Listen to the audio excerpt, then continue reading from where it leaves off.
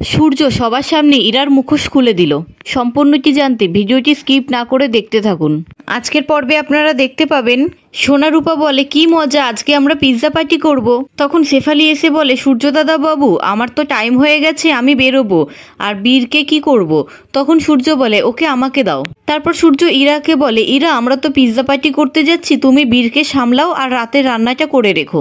এই বললে সূর্য সোনা রূপাকে নিয়ে চলে যায়। অন্যদিকে জয় ঘরে একা একা ডান্স করতে থাকে। উর্মি এসে বলে, তোমার দাদাই কি শুরু করেছে কি? সোনার শরীর খারাপ ছিল বলে দিদি এখানে দেখা করতে এসেছিল, আর দাদাই কি বলল, দিদি এখানে এসে একদম ঠিক কাজ করেনি। তারপর জয় ডান্স করতে করতে মোবাইলে দীপা আর সূর্যের ছবিটা দেখায় আর বলে, এটা আমাকে ললিতদা পাঠালো। তখন উর্মি খুব খুশি হয় আর জয় বলে, দেওয়ালেরও কান আছে, একটু আস্তে উর্মি। তারপর উর্মি আর জয় ডান্স করতে থাকে। তখন ইরা দরজার বাইরে থেকে দেখতে থাকে আর বলে, এরা এত খুশি কেন? অন্যদিকে দীপা বাড়ি ফিরে আসে আর বলে, সোনা রূপা ঠিক আছে তো? ডাক্তারবাবু ইশারায় আশ্বস্ত করলো ঠিকই, কিন্তু তবুও আমার মনটা মানছে না, ওনাকে কি একবার ফোন করব? তখনই দরজা ধাক্কার আওয়াজ হয়। তারপর দীপা দরজা খুলে দেখে কত বেলুন আসছে। তখন দীপা বলে, এত বেলুন কোথা থেকে এলো? তারপর দেখে সোনা রূপা বেলুন মুখে করে নিয়ে আসছে। তখন দীপা বলে, সোনা রূপা তোরা এখানে? তখন সোনা রূপা বলে, শুধু আমরাও না, আর একজনও এসেছে। তারপর সূর্য অনেক বেলুন নিয়ে ঘরে ঢোকে। সোনা রূপা বলে, বাবা আমাদেরকে সব বলে দিয়েছে, আজকে আমরা এখানে পিকনিক করব। দীপা বলে, পিকনিক করবি মানে? এখন ওইসব কিছু হবে না। তখন রূপা বলে, কেন মা, হবে না কেন? তখন দীপা বলে, রূপা তুইও জেদ করছিস? তখন সূর্য দীপাকে জড়িয়ে ধরে বলে, আর আমি যদি জেদ করি? তখন দীপা বলে, না ডাক্তারবাবু, এইভাবে হয় না। তখন সূর্য বলে, কেউ জানতেই পারবে না। আচ্ছা দীপা, আমি যদি বলি ওই ইরার মুখোশ আমি সবার সামনে টেনে খুলে দেব, শুধু একটু সময় দাও আমাকে। তখন দীপা বলে, আর কত সময় দেব ডাক্তারবাবু? তখন সোনা রূপা বলে, আর কতক্ষণ আমরা এইভাবে বেলুন দিয়ে চোখ ঢেকে রাখবো? তখন সূর্য বলে, বেলুন দিয়ে তো চোখ ঢেকেছো, কিন্তু কানে আঙুল দেবে কে? তারপর সোনা আর সূর্য ঘরের মধ্যে বেলুন নিয়ে ছোটাছুটি করতে থাকে আর দীপা তাই দেখে খুব হাসে। তখন সোনা রূপা বলে, আমাদের মাকে কতদিন পরে এইভাবে হাসতে দেখলাম। তখন সূর্য বলে, দীপা কতদিন পরে তোমার মুখে এই হাসিটা দেখলাম, আমি তোমাকে কথা দিচ্ছি কোনোদিনও আর তোমার মুখের এই হাসিটা মিলিয়ে যেতে দেব না। ওদিকে ইরা গাড়ি করে নামে আর বলে, তুমি আমার সাথে খেলছো তাই না সূর্য সেনগুপ্ত? কিন্তু আমিও ইরা, আমাকে নিয়ে খেলতে দেব না তোমাকে, কিছুতেই না, আমার অধিকার আমি ঠিক ফিরিয়ে নেবই। আমি খুব ভালো করেই জানি সূর্য সেনগুপ্ত তুমি এখানেই আছো। অন্যদিকে দীপার দাদা বৌদি সেখানে আসে আর সোনা রূপা বলে, মামু আজকে আমাদের খুব আনন্দ। তখন সোনা বলে, এই আনন্দটাকে আরো বাড়ানোর জন্য আজকে আমরা এখানে পিকনিক করব। তখন দীপার বৌদি বলে, তাহলে তো বাজার করতে হয়। তখন দীপা বলে, না না, আর বাজারে যাওয়ার দরকার নেই, ঘরে যা আছে সেই দিয়েই আমরা পিকনিক করব। তখন সূর্য বলে, হোক তাই হোক, আমার সোনামা যখন একবার চেয়েছে তাহলে পিকনিক তো হবেই, কিন্তু মহিলারা কোনো কাজ করবে না, যা করবে আমি, ডক্টর সূর্য সেনগুপ্ত। তখন দীপা বলে, হ্যাঁ, কাজ করতে গিয়ে আবার কাজটা বাড়িয়ে ফেলুন। তখন সূর্য বলে, আপনার বোনকে বোঝান, ভেবেছি কি আমি কিছুই করতে পারবো না? তখন দীপার বৌদি বলে, দীপা তুমি আর ডাক্তারবাবুকে আড়াল করো না, ডাক্তারবাবুর অনেক শাস্তি পাওয়া আছে, আর তার জন্য আজকে ডাক্তারবাবুকে খুন্তি নাড়তেই হবে। তখন সূর্য জনতা স্টোভ হাতে নিয়ে বলে, এইটা কি করে জ্বালাতে হয়? তখন দীপার বৌদি বলে, আমি জ্বালিয়ে দিচ্ছি। তখন দীপা বলে, না, উনি যখন করবে বলেছে এটাও ওনাকেই করতে হবে, সব উনি একাই করবে। তারপর সূর্য কিছুতেই স্টোভ জ্বালাতে পারে না। তখন সোনা রূপা বলে, বাবা তো কিছুতেই স্টোভ জ্বালাতে পারছে না, আমরা কোনোভাবে বাবাকে সাহায্য করতে পারি না? তখন সোনা বলে, আইডিয়া, একটা কাজ করি, মামি এটা মার চোখে বেঁধে দাও তো। তখন দীপা বলে, না না, এখন খেলা হবে না। তখন রূপার মামি বলে, বাচ্চারা যখন খেলতে চাইছে তাহলে খেলোই না ওদের সাথে। তারপর দীপার চোখ বেঁধে দেয় আর রূপা বলে, মামি এবার তুমি গিয়ে বাবাকে সাহায্য করো। তখন সূর্য বলে, না না, আমি একাই করতে পারবো, আমার সাহায্যের প্রয়োজন নেই। তখন দীপা বলে, কি নিয়ে কথা হচ্ছে তোমাদের? তখন সূর্য বলে, না না দীপা, আমি করতে পারবো না, সূর্য সেনগুপ্ত সবকিছু করতে পারে না। তখন সোনা বলে, চুপি চুপি তো মামির হেল্প নিলেই পারতে তুমি। তখন সূর্য বলে, চুপি চুপি তো আমি হেল্প নেব না, নিলে সবার সামনেই নেব। তখনই ইরা এসে দরজা ধাক্কায়। তখন রূপার মামি বলে, কে এত রাতে? তখন ইরা বলে, আমি ইরা। ইরার কথা শুনে সোনা রূপা খাটের তলায় ঢুকিয়ে পড়ে আর দীপা আর সূর্য আলমারির মধ্যে লুকিয়ে পড়ে।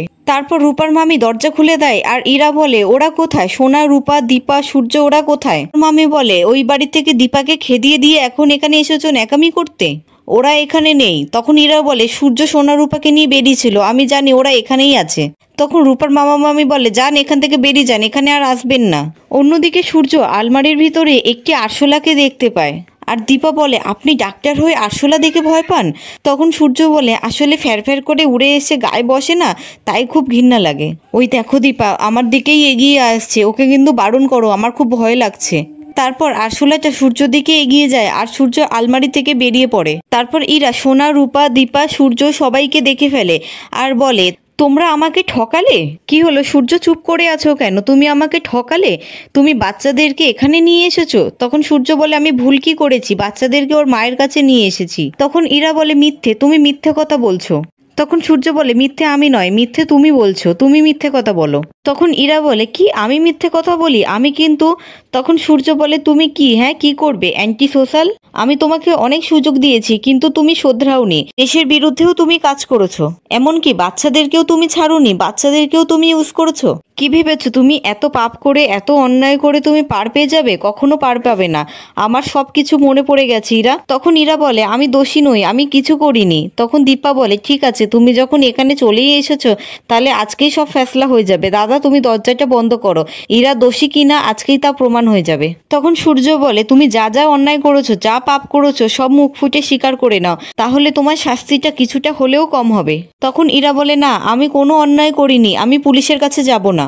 তখন দীপা বলে কষ্ট করে তোমাকে আর পুলিশের কাছে যেতে হবে না, তুমি তোমার বিয়ে নিয়ে দাবি করবে বলেছিলে না পুলিশের কাছে, চলো আমরাই তোমাকে পুলিশের কাছে পৌঁছে দিচ্ছি। তখন দীপা দাদা বলে আমি দরজাটা বন্ধ করছি, তুমি পুলিশকে ফোন করো। তখন ইরা দীপাকে ঠেলে ফেলে দিয়ে আর দীপা দাদার মাথায় মেরে মাথা ফাটিয়ে সেখান থেকে চলে যায়। তারপর ইরা রাস্তা দিয়ে ছুটতে থাকে আর মিশকার গাড়ির সামনে এসে পড়ে।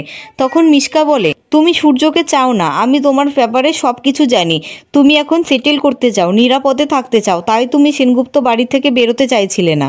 কিন্তু সে তো সম্ভব না, সেটা একমাত্র আমি করতে পারি, যেমনি মৃত মানুষকে জীবিতও করতে পারি আর জীবিত মানুষকে মৃতও করতে পারি। তখন ইরা বলে তুমি মিশকা না তিস্কা? তখন মিশকা বলে সেটা বড় কথা নয়, বড় কথা হচ্ছে এখন আমি তোমাকে সব রকম নিরাপত্তা দিতে পারি, তুমি চাইলে ফরেনে গিয়ে সেটেল করতে পারো, ওখানে ডাক্তারি পড়তে পারো। তখন ইরা বলে তার জন্য আমাকে কি করতে হবে? তখন মিশকা বলে কিছুই নয়, ছোট ছোট কয়টা কাজ করতে হবে, তার আগে এখন তোমাকে সেনগুপ্ত বাড়িতে যেতে হবে।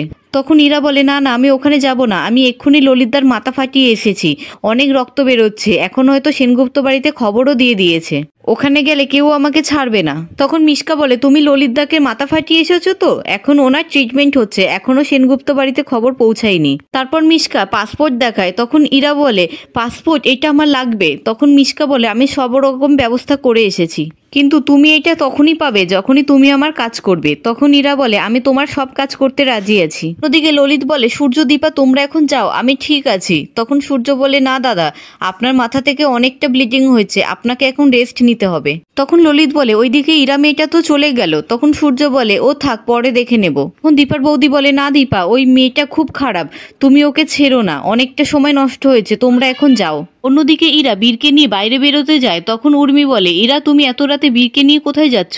তখন ইরা বলে বীর তো ঘুমাচ্ছে না, তাই ভাবলাম বাইরে হাওয়ায় যদি একটু নিয়ে যাই তাহলে ভালো হয়। তখন উর্মি বলে তুমি বীরকে আমাকে দিয়ে দাও, তুমিও তো বাচ্চা হ্যান্ডেলও করতে পারো না।